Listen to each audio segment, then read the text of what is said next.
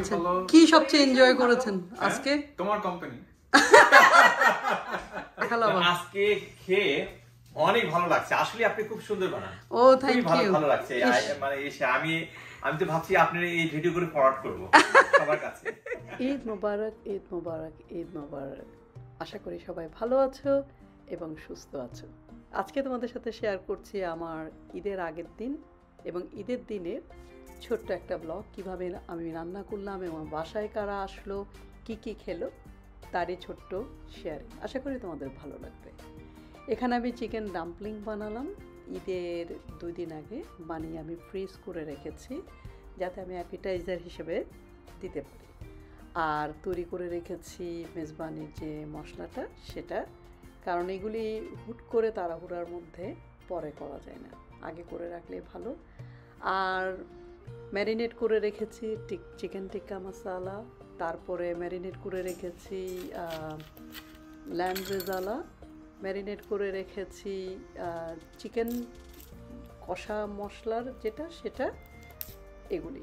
কাবাবটাও fridge করে রেখেছি, যেটা আমি ভিডিও করতে ভুলে গেছি। তো এখন সবই রেডি, এখন আমি শুধু সব একটার পর একটা রান্না চড়িয়ে দিব।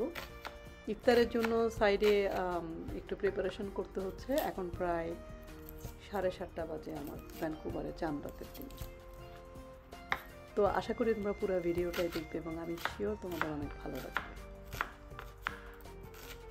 রান্নায় সবচেয়ে বেশি কষ্ট হচ্ছে পেঁয়াজ কাটা, আর চোখের পানি এবং দুঃখ সব একাকার করে রান্না করা। পেঁয়াজ ছাড়াতে কেন রান্না করতে হয় না সেটা বুঝি না। মেজবানি গোশত যখন কষানো হয়, যখন সেই ঘ্রাণটা বের হয় না, তখনই মনে হয় পেট অর্ধেক ভরে যায়, এত সুন্দর করে গন্ধ বের হয়। আমার তো খুবই মজা লাগে এবং যারা চিটংয়ের তারা ডেফিনেটলি জানে যেটা স্বাদ কেমন। তো অলমোস্ট ডান, দেখো দেখলেই মনে হচ্ছে খুবই লোভনীয়, এবং এটা ঈদের দিনেই কিন্তু শেষ হয়ে গিয়েছিল।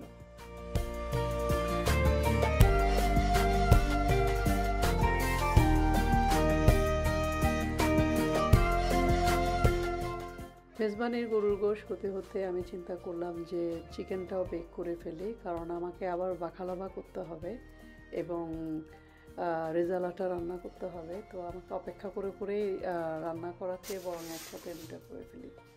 তো এখানে আমি প্রায় 380 ডিগ্রিতে চিকেন টিক্কা মশলা চিকেনটাকে বেক করে নিচ্ছি। এটা হতে সময় লাগবে প্রায় 50 মিনিটের মতো।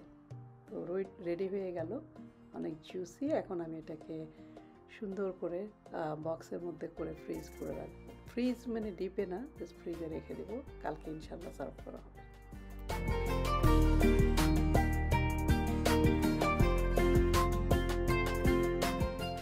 এখানে তৈরি হচ্ছে আমার প্রিয় এবং বাচ্চাদের সবচেয়ে প্রিয় তিরামিসু। তো আমি এটা এগলেস করছি, ডিম দিয়ে ভালো লাগে না। তো হুইপ ক্রিম, মাস্কারপন চিজ আর কিছু লেডি ফিঙ্গার কুকিজ আছে। খুবই সহজ একটা রেসিপি, যে কেউ বানাতে পারবে। তো ওটাকে করে আমি ফ্রিজে রেখে দেবো প্রায় 5-6 ঘন্টার মতো, তাহলে এটা খাওয়ার জন্য রেডি হয়ে যাবে।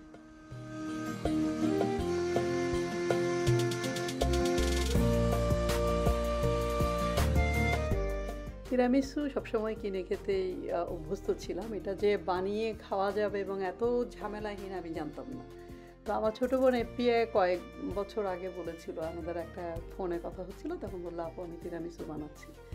তো তখন ওইটাই আমাকে উৎসাহিত করেছে। তারপর থেকে তিরামিসুটা এবং বাখালাবাটা আমার মনে হয় খুবই প্রিয় বানানোর জন্য ডেজার্ট, এবং খুবই সহজ কিন্তু।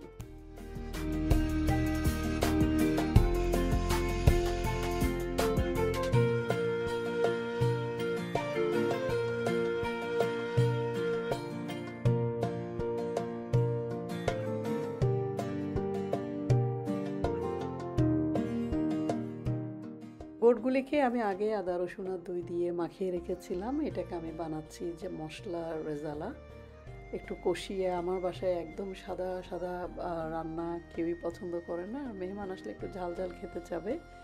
তো এখন সেটা বসানোর পালা।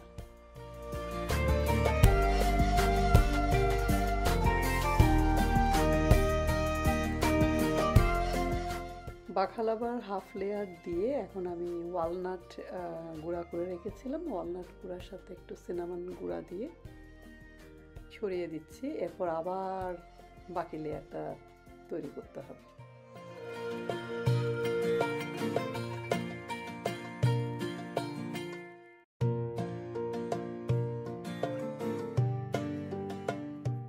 বেক করা শেষ। উপরে চুলার মধ্যে শিরা তৈরি হচ্ছে, মধু, তারপরে লেমন রাইন্ড আর চিনি দিয়ে তৈরি, এবং গরম অবস্থায় কিন্তু এটাকে ঢেলে দিতে হবে। তারপর 7-8 ঘন্টা খোলা রেখে অপেক্ষা করতে হবে যেন শিরাটা বাখালাবার পেস্ট্রির মধ্যে অ্যাবজর্ব করে এবং খুব মচমচে থাকবে। কিন্তু যত কষ্টই হোক না কেন, মানুষকে আপ্যায়ন করার মতো আনন্দের কিন্তু আর কিছুই নাই। আমার ঈদটা কিন্তু খুবই ভালো কেটেছে, আশা করি তোমাদেরও ভালো কেটেছে। তো চলো তাহলে ঈদের দিনে আমার বাসায় কারা আসলো সেটা একটু দেখি।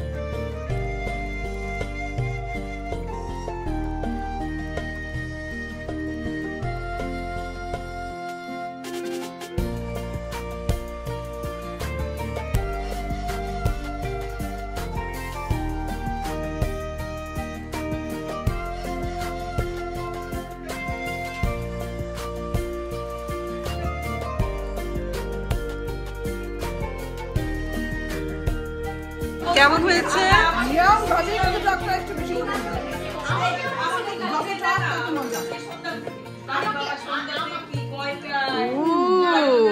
ইয়ামি।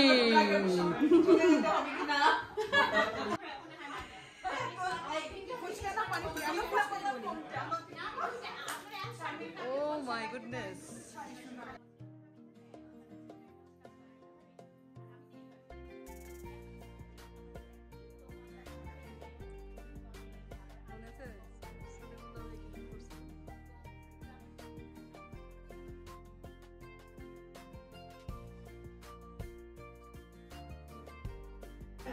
ভাবি কিছু বলেন, ঈদ কেমন লাগছে? আজকে সারাদিন ঈদ করে কি মনে হচ্ছে?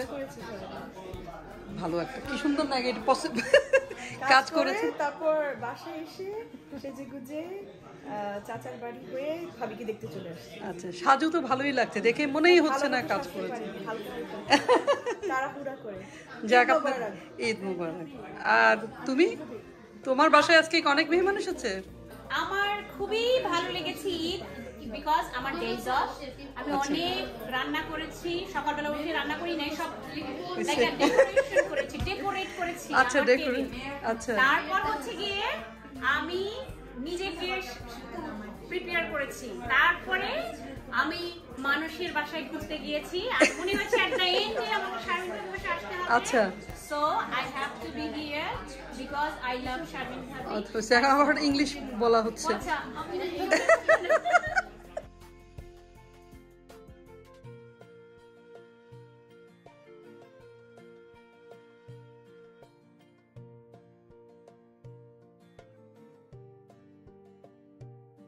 লাগছে ঈদ? ঈদের হাইলাইট হচ্ছে এই বাসায় আসা। ও আর হচ্ছে হিউম্যান কানেকশন অনেক মিস করছিলাম। আহারে, অনেকদিন পর। সেটাই। এলিজা ভাবি, ঈদ কেমন গেল?